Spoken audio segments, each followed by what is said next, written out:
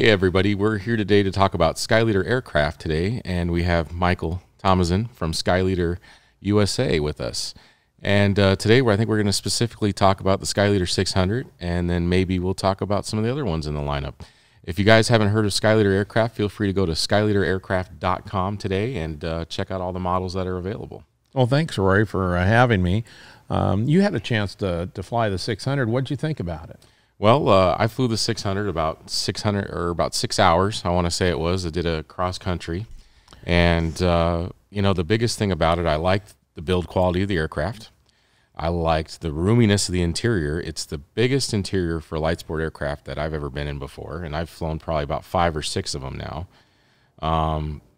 And the adjustable seats was a big plus. Sure. Yep.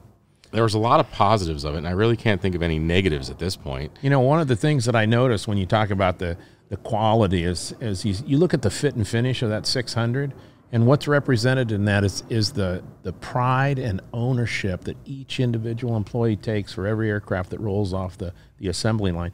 You're just not going to see an aircraft in the market today that has that kind of fit and finish. I mean, when you look at the 600 and the interiors that you can have, it's like driving around. It's like flying around in a Corvette. Yeah, and I remember specifically seeing the pictures from the factory when yours was being built. And remember seeing like just the build quality below the paint, you know, because, you know, some people can hide stuff with paint and bodywork, but I remember seeing and I think we'll throw some of those pictures in here, but I remember seeing the build quality below the paint, and everything was just top notch. Oh, you know, when I went to the factory for a visit before I took them on as one of my suppliers, what impressed me is that you could walk around that factory and you couldn't find a thing out of place, and you could eat off the floor. I mean, it was there wasn't a spent rivet that was left laying around. Everything was picked up immediately, and it was an absolute joy to see the quality of workmanship and pride that everybody put into those aircraft. So, Mike, I think you actually took a couple customers this year to the factory too, didn't you? That was actually last year. We did before COVID hit. We took some customers to the factory, and I have to tell you, their first impressions were the same as mine. You know, Skyleader Aircraft produces about 50 planes a year. I just delivered a new 914 to a customer in San Francisco, and I was impressed with flying that airplane. Yeah, that's another thing I think we were talking about is there's different engine options we can pick for that plane too. Oh yeah, you can have the 914 turbo, you can have the IS, of course, 912 IS, or the ULS.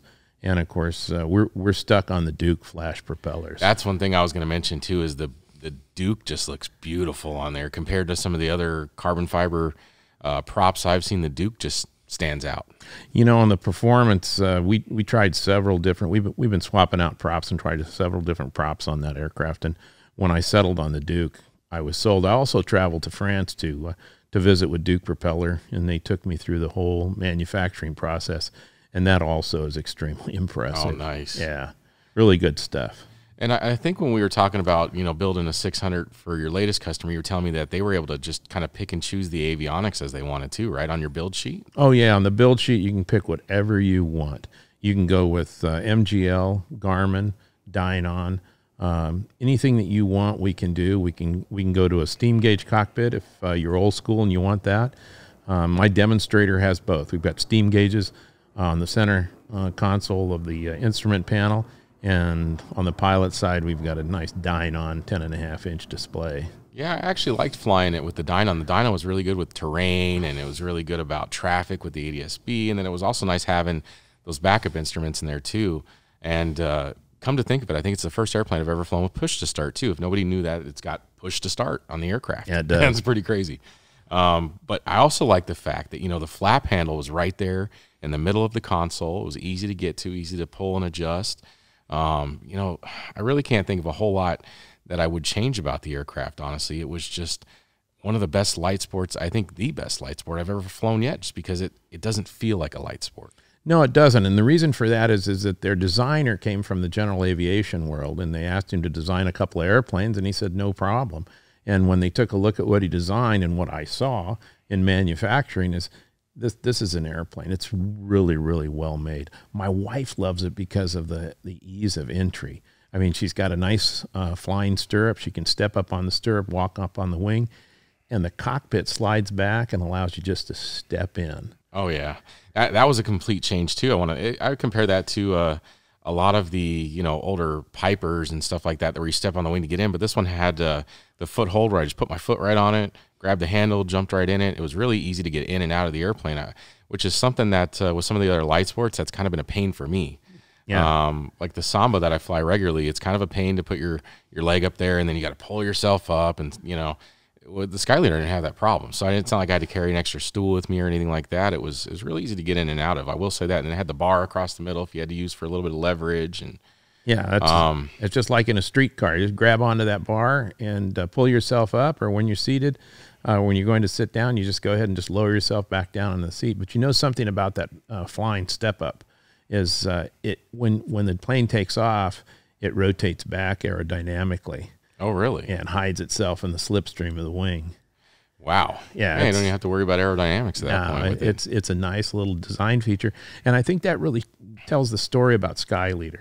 They were really interested when we got my demonstrator here and I put a few hours on it. They immediately called me and said, "Hey, Mike, what's something that you would change on this airplane?" And I told them, I said, the seat belts.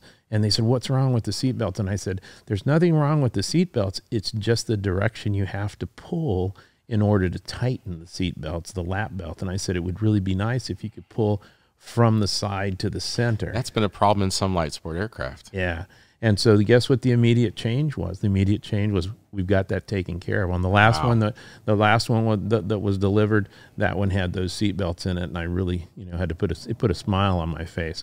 Something else that happened to me while I was at the factory is I was down on the factory floor, and one of the customers was there, and he wanted a NACA vent put in. And so the engineers came down, took a look at it, took a few pictures and some measurements. They went back up to their office. In SolidWorks, they designed everything that they needed. And I was there the very next day, and they brought that piece in. There was no prototyping. It was perfect fit. And they went ahead and did the cutout on the fuselage, put it in, and all the piping and everything worked right in, fit right into the vents in the cockpit. That really amazed me. Wow. And if I remember you right, you tell me that plane was done in 90 days, wasn't it? Yeah. Delivered to the customer? They're fast. Wow. Yeah, they're organized and fast. When you put your order in, it's going to get done in about 90 days from order to finish on the factory floor. And if I remember right, he chose the custom color of his interior when we were talking about it. He chose this color of his seats, the color of the airplane itself, as well as the graphics, correct? Yes, and you can get right down to the patchwork on the seats if you like. So you can have different color panels on the seats, any type of graphics. If you want the plane painted, there's an extra cost for that, but the custom painting is beautiful. Yeah, the thing I liked, I think, the most about the fit and finish of the aircraft was when you stepped in yours, you get the red carbon fiber dash. And I'm a sucker for red and white. And the white on the outside with the red carbon fiber dash was just like, wow, it felt like a luxury airplane for a light sport, which was kind of crazy. And the thing to mention, too, along that dash was when we were talking about the flaps and stuff like that, those are electronic. And electric flaps. Most light sports are, got a hand crank or something else. The old Johnson bar. Yeah, the old Johnson bar, and then electronic trim. And then right along the middle there, too, is the fuel selector. Right. So, I mean, it's worth noting all those things because a lot of airplanes that are light sports have them off to the right or somewhere hard to reach if you're the pilot, where everything, if you're the pilot or the CFI, everything's just right there in the middle for you to reach. Yeah, you can keep your hand on your left hand on the stick, and then it's ergonomically designed so that you can start the aircraft, choke start, and work the throttle all with your right hand right in that single quadrant. Yeah. And that was another change that I made that I asked them to do because they had the start button in front, and I asked them to put it in back, and I showed them why. And so now that's become standard so that everything can be worked with one hand, your right hand, very easy to manipulate and very safe.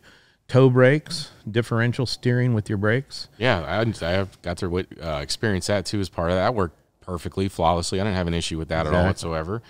And one of the things that they did, I have to say, is that if you take a look at the landing gear, it's the same landing gear on an L-39 jet fighter. It's just been miniaturized. That is one thing, when I looked at the airplane the first time when you brought it over and I looked at it and I looked at the landing gear, I was like, wow, that looks like it could take a beating if a student had a hard landing. Oh, it's made to fly off of rough fields, period. Yeah, the landing gear just was impressive. And when you land it, it's just kind of a nice soft cushion. Oh yeah, when you touch down. That was I got to land it about, I don't know, 6 times over the course of that time period, as well as a couple hours with the checkout with the CFI, and so about 8 hours in total I flew it. And it was, I can't remember a bad landing we had on that thing at all. It was just nice and cushy, because if I remember correctly, there's a little bit of suspension on that landing gear. There is, without a doubt. Which is not common for any light sport I see. Usually it's just a hard fiberglass or metal landing gear, which really isn't that forgiving. Yeah, the 600 is great for both environments of training or just leisure, recreational flight. Yeah. And that landing gear is meant to take a beating. So even with students, you're in a very safe environment. You don't have to worry about damage in the airplane. The view from the cockpit, I have to tell you, that sliding cockpit is just so cool. And so easy to get in and out of too. Is. It's just so easy. Yeah, and you just bring that cockpit down, lock it up, and the view is just spectacular. Yeah, one thing to note about the cockpit itself and the canopy is that the ventilation that was in the aircraft was actually pretty good too. It had the vents on the side of the panel on yours, and I was easily able to open those and direct those kind of where I wanted some air, because it was a warmer day out when I took it on the cross country. And you haven't flown it in the winter. It's got individual climate controlled and heating for the left and the right side. Oh, wow. Yeah. I didn't even recognize that when I was in there. My wife loves it because she likes it a little warmer on her feet, and I like it a little cooler, so we can adjust the temperature just like in your truck, where you've got dual climate control. Yeah, I know. That's pretty cool. And it's also worth mentioning for the wives that like to bring a lot of baggage with them. 60 pounds. 60 pounds in the back. I know behind us, like I looked there the first time when I was just looking at it, like, 60 pounds, Mike? And you say, yeah, 60 pounds. 60 pounds. And so when I went on the cross country, I packed a nice, cool, I had 2 bags, a carry-on and a backpack that were probably about 30 pounds. Easily just went right in the back, effortless. I just popped them on the front seat, and as soon as I stood up to get in the airplane, just put them right in the back. Didn't have to shuffle around, didn't have to move seats or anything around, just boom, they went right back there. Cooler fit back there, backpack fit back there. And while I was in flight, I was able to reach back into my cooler, grab a cold drink, and bring it right up front with me. That was non-alcoholic. That was non-alcoholic. Just water, some iced tea I had that day, and snacks and everything like that. But I think the most impressive thing to me about the entire aircraft is just that cabin. It's just roomy. It is. With my wife, because she has to move the seat forward, and then what happens is you've got another storage space right behind her seat. So not only do you have that roomy 60 pounds of baggage compartment, but you also have room behind those seats. Even when the seat's fully back, I can still put, my laptop computer and a few other things, or like you said, maybe a couple of... I had a full-size carry-on back there. Oh, you did? Full-size carry-on. Okay. And a backpack that was fully stuffed, and a small drink cooler. Yeah, that's just wonderful. That was insane to me. Yeah, I still can't believe it. It's a very roomy cockpit. Probably the roomiest. The cockpit width is just unbelievable. You're at 48 inches. 48 inches, yeah. 48 inches. You and I, when we're in there, we don't even... We didn't touch. Now we got like 4 inches between us. And that's usually a common thing when we're in a light sport, like flying any other brand that I've flown, is usually if I'm in there with another full-size adult, we're touching arms and shoulders and you're like this. And we didn't have that issue in the Skyleader the first couple times. You took me out and flew around with it. I mean, I didn't notice that at all. It's like being in a luxury skybox or something, As a mechanic, I have to tell you that it's one of the easiest aircraft I've ever worked on. When you strip off the bra and the cowling, the engine is just completely exposed. It cuts down your service bills because of labor time. Well, not to mention, too, those guys like myself who like to DIY oil changes and like to change our own spark plugs and easily, investigate the motor if we just want to check it out that day, or pop the cowling off and be a little extra cautious. That is one thing worth mentioning, is it was like super easy to get in there and work on anything. And the cowling came off in about a minute, the top one. And I was easily able to check the fluids in there really quickly and poke around, and it was just huge. Yeah, it is. Just huge in there, which makes it, just so much easier if you like to do your own oil changes or change your own air filters or anything like that. That a regular, aircraft owner could do themselves as preventative maintenance. It was really, and then not to mention too, I remember I came over when one of the modules was being upgraded in the aircraft. Yeah. With the mechanic, and he popped off the top. The glare shield. Yeah, the glare shield, and the glare shield was like a nice leathery material too as well. Oh yeah, it's nice. we popped the glare shield off, and he could just get his hands in there and work on anything and everything he needed to. No, it's just you can stand outside the aircraft. Stand in it too. Oh, you can stand in it with a canopy bag. You can stand in it, no problem. And from the left or right side, you can literally access every instrument in the instrument panel and all the wiring. Yeah, that's what I remember seeing in there, and I was just impressed, because to me that means that I'm going to pay less money if I have to get an avionics upgrade later down the line. Absolutely, or if you need something looked at. Yeah, that's just going to save on some money there. That's exactly the reason why, like I said, I took these folks on, because they make a well thought out quality product that's going to service you for a lifetime of flying. Skyleader, in my opinion, is the best. So Mike, I know when we were talking, you like to offer a little bit of warranty with the aircraft, as well as some maintenance typically. What does that typically look like if I were to order a new Skyleader aircraft from you today, and let's say in 90 to 120 days, because obviously if shipping containers take a little time.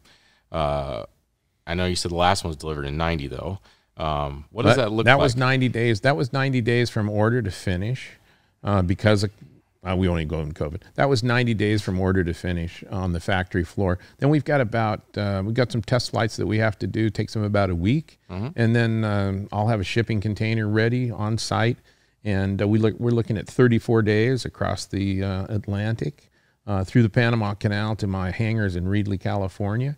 And then a couple of weeks for me to get the FAA out, to get it checked out and issued an airworthiness certificate. And it's a quick time, though, for new orders compared to a lot of the other factories. So, yeah, we're talking a little over 120 days almost. Oh, even, yeah. It's about 120 days, and we're good to go. Wow, that's almost unheard of these days, because most of these people that are selling light sport aircrafts, even kits, they're saying 6 to 12 months to get your aircraft. No. The other thing that I do I believe in showing you everything up front. I don't have any hidden costs. When you see the bottom line on one of my aircraft, the 914 with Dynon and autopilot came in right at about $160,000, and that $160,000 is delivered to you. I don't say, oh, there's shipping. There's also shipping. There's also FAA registration and DAR fees, or there's assembly costs. Nothing. I don't do that. So when you see a price from me, that's the final price for the aircraft, ready for you to fly away in. So me being a customer of yours, Mike, for a number of years now with the other aircraft you've sold, that is entirely true that you'll come out and do an annual if you can at that hangar, or I've flown out to you once to your hangar and you did an annual for me. Not a problem. I think it's worth mentioning the customer service aspect that they get when they buy an aircraft from you. Oh, absolutely. I've got a customer right now that says, Mike, I really don't want to come down and pick it up because it's wintertime. Can you go ahead and ferry it up to Oak Harbor for me? Not a problem. We'll get it up there. There's going to be some expenses involved in that. That wouldn't be part of the normal pricing. But everything that I give you is pricing at my hangars in Reedley, California. Yeah, which isn't a bad flight because Yosemite's right out the back door, right? Oh, Yosemite and the Cascades. So I'll enjoy myself.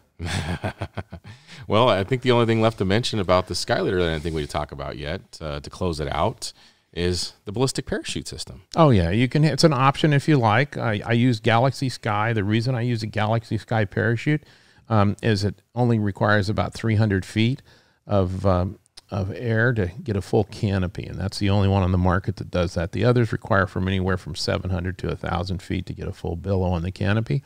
And I've gone to that factory, also met with Baboka, the engineer who designs everything and owns the company. And if you've ever seen a Mir spacecraft land out in Kazakhstan, those are all his parachute designs and baffles. He holds all the international patents. So you're really getting another quality patent. Nice. You're really getting another quality product with Galaxy Sky parachutes. Wow. Well, I think we've said everything we could say about the 600. Everybody's been looking forward to the Albie. Yeah. I mean, I know you're getting contacted left and right, and anytime I've seen anything on the internet about it, everybody's excited about it. So I know we're looking forward to that later this year. I think you said August we're looking at that. I'm going to be at Sun and Fun, so come and see me at Sun and Fun. We'll be out at Paradise City, and we should, if the 400 gets here in time, we'll have the 600 and the 400 available for you. Come on and take a look. Again, great service, great pricing, great airplanes. See you guys. Thanks.